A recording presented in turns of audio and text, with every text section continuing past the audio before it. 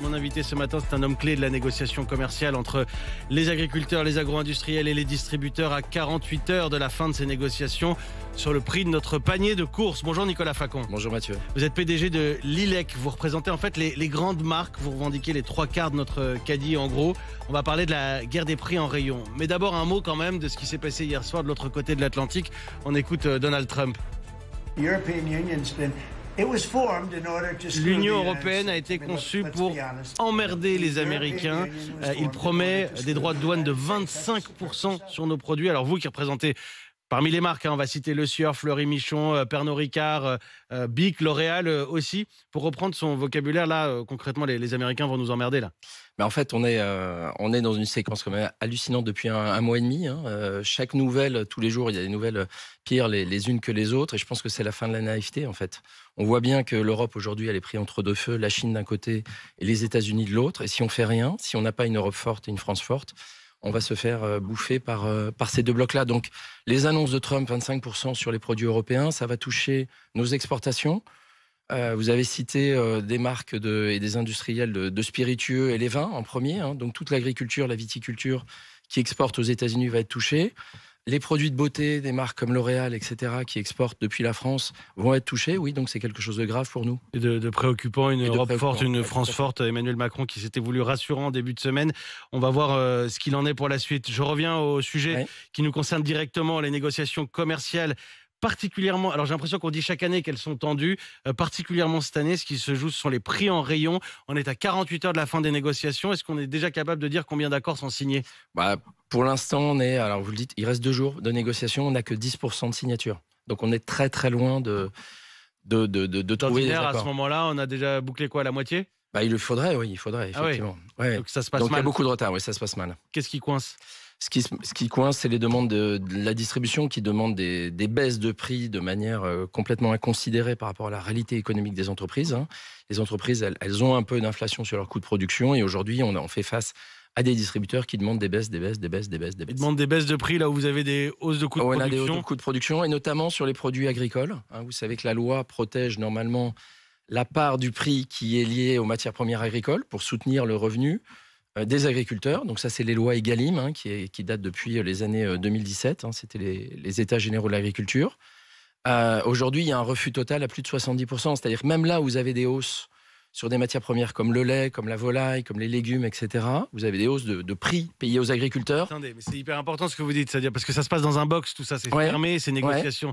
Là, la grande distribution ne respecte pas la loi. Non. C'est ce que vous dites ? Non, parce que je pensais notamment à cette initiative, on va en parler aujourd'hui dans les grandes gueules, entre 9h et 12h, au Salon de l'Agriculture, sur le stand des Hauts-de-France. Karine Lemarchand, l'animatrice de L'Amour est dans le pré, est l'invitée des grandes gueules. Elle s'est engagée, elle vient de proposer des choses d'une charte éthique avec la grande distribution. Mais en fait, la distribution s'engage auprès des agriculteurs, j'ai vu le communiqué, effectivement, la grande distribution veut soutenir l'agriculture, mais qu'elle le fasse. Mais qu'elle le fasse vraiment. C'est-à-dire ce qui a été annoncé... Au mieux, c'est des mesurettes, parce que finalement, ça va concerner quelques centaines, quelques milliers d'agricultures. Mais on est très loin du problème des agriculteurs, du revenu, de la pérennité. Il y a 400 000 agriculteurs en France. Donc, ce n'est pas annonçant des petites mesures comme ça qui vont concerner. Tant mieux pour les agriculteurs concernés. Aujourd'hui, ce qui se passe dans les box, c'est complètement différent de ce qui se passe sur les plateaux télé ou au salon de l'agriculture. Donc, il y a deux... Il y a de la communication, quoi. Il y a 2 hypothèses. Soit les patrons de la distribution ne savent pas ce qui se passe chez eux et ce qui se passe dans les box d'achat, soit ils le savent. Et dans ce cas-là, c'est encore plus grave. Quel est le rôle du gouvernement ? Je cite la ministre du Commerce il y a quelques jours, la guerre permanente des prix qui se joue au centime près est extrêmement délétère, destructrice de valeur. En fait, on sort quand même, rappelons-le, d'une période inflationniste. On a voulu préserver le pouvoir d'achat des Français à tout prix. Vous dites que cette époque-là, elle est finie, c'est révolu ? En fait, il y a eu un choc d'inflation, effectivement, 2022-2023, qui a touché évidemment les consommateurs et notamment les plus modestes. Mais en fait, ça a touché toute l'économie. C'est-à-dire que tout a augmenté de manière... très importante, l'énergie, la matière, les transports, les salaires, etc. Et donc finalement, ce qui s'est passé, on ne le dit pas assez, l'industrie a absorbé une grosse partie de cette hausse-là. On estime à peu près que les entreprises ont pris 4,5 milliards de hausse de coûts de production. Elles en ont répercuté dans leur prix à la distribution que 3 milliards. Donc elles ont absorbé 1,5 milliard. Donc elles ont baissé leurs investissements, elles ont baissé leurs marges. C'est ça la réalité en fait.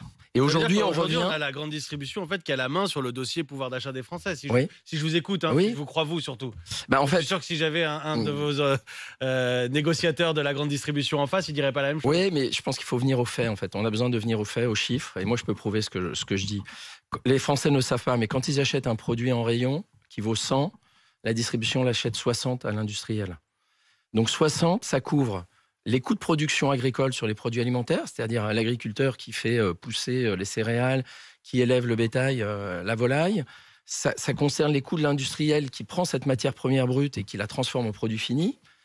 Et de l'autre côté, la distribution prend 40% de marge pour simplement amener le produit de la plateforme jusqu'au rayon des magasins. Donc on voit que le déséquilibre, il est complètement le partage de la valeur, il est complètement déséquilibré au profit de la grande distribution. On est sorti de l'inflation, vous dites ça suffit aujourd'hui. Qu'est-ce qui va se passer là? On est à 48 heures, il n'y a que 10% d'accords signés. Est-ce qu'il faut comprendre que certains produits, vous allez faire le choix de ne pas les avoir en rayon? C'est très compliqué parce que quand vous êtes un industriel, en fait, si on regarde, il ne reste plus que 4 clients en France, de la grande distribution. Il y a 25 000 industriels de produits de grande consommation, donc les produits du quotidien. Et puis pour les produits alimentaires, il y a 400 000 agriculteurs. Donc on est dans des goulots d'étranglement. Un industriel qui a des clients en face qui pèsent 15, 20, 30% de leur chiffre d'affaires, vous comprenez bien que son pouvoir de résistance, il est extrêmement limité. Le distributeur, lui, s'en fout. S'il n'a pas traité avec l'industriel, il y aura toujours un autre industriel. Il y a la MDD. Donc, en fait, le pouvoir de négociation et de résistance, c'est très compliqué. La négociation à l'étranger. Oui, alors ça, c'est un point qui est extrêmement inquiétant. C'est-à-dire que j'ai dit qu'il restait... Leclerc, Auchan, Intermarché, apparemment, vont négocier en Belgique, en Espagne, aux Pays-Bas, au mépris de la loi. Alors, il y a 4 clients en France. Il y en a 3 qui vont négocier à l'étranger. Alors, pourquoi ils le font? C'est tout simple. C'est pour échapper aux lois françaises et au contrôle. Je vais donner 2 exemples. Il y a une alliance de distributeurs qui, il y a 15 jours, a dit aux industriels concernés, le contrat que vous êtes en train de négocier, finalement, il va passer à l'international. Donc, vous allez revendre à une officine néerlandaise, basée à Amsterdam, de droit néerlandais, qui elle-même va revendre à une officine belge à Bruxelles sous droit belge, pour des produits qui ne quittent pas le territoire français, en fait. Donc, ça permet de s'extraire des lois françaises, des contrôles français. On a une autre alliance qui vient d'annoncer cette semaine en disant on veut un report des négociations de 6 semaines. Donc, en fait, c'est de l'évasion juridique pour piétiner les lois françaises. Merci Nicolas Facon. Merci d'être venu répondre à nos questions. Je précise quand même que j'avais prévu de vous demander qu'est-ce qui va augmenter, qu'est-ce qui va baisser. Sauf qu'on n'a que 10% d'accords signés, donc on n'est pas encore... Je ne peux pas vous répondre, je ne suis pas capable. En mesure de le dire à 48 heures de la fin de la négociation. Merci Nicolas Facon. Merci à vous. Vous présentez les grandes marques, PDG de l'ILEC, l'Institut de liaison des entreprises de consommation.